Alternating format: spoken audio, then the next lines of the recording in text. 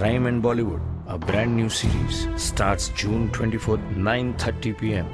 only on Zoom, 100% Bollywood. Prithviraj Kapoor की success और popularity उनके साथ काम करने वाले एक्टर्स के लिए ही नहीं बल्कि उनके फैमिली की आने वाली जनरेशन्स के लिए भी एक बहुत बड़ी चुनौती थी, क्योंकि उनकी खुद की इमेज इतनी लार्जर देन लाइफ थी कि उस डायनेस्टी से अगर कोई भी दूसरा इस मीडियम से जुड़ने की कोशिश करता तो ऑडियंस उन्हें पृथ्वीराज से जरूर कंपेयर करती।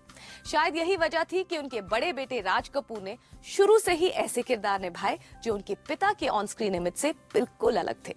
While Prithviraj Kapoor was tall, good-looking and physically imposing, Raj Kapoor was short, chubby and with a voice that could never have the same kind of command that his fathers had. क्या आपने मेरा अपमान करने के लिए मुझे बुलाया है? जैसा हम एक दूसरे से प्रेम करते हैं।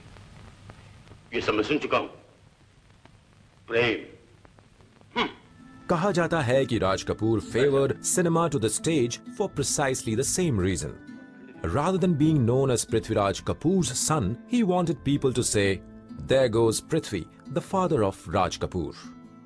पर एक लीडिंग एक्टर के बेटे होने के कुछ फायदे भी होते हैं। बचपन से ही Raj Kapoor was surrounded by arc lights, and it was almost as if he always knew he wanted to be an actor.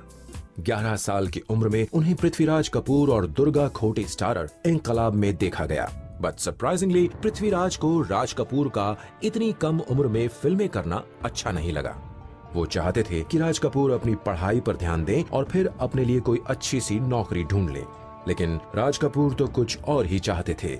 जब पापा फिल्म लाइन में आना चाहे, वो मैट्रिक में फेल हो गए थे, तो अपने पिताजी के पास गए और उन्होंने कहा कि अगर मैं पढ़ूं और फिर से मैं मैट्रिक के लिए एग्ज़ाम पे बैठूं और पास हो जाऊं तो मेरा क्या फ्यूचर है, क्या होगा। मैं फिल्म लाइन में आना चाहता हूं और मुझे उसी लाइन में जाना है, तो आप मेरी मदद करो और मुझे उस लाइन पे डाल दो।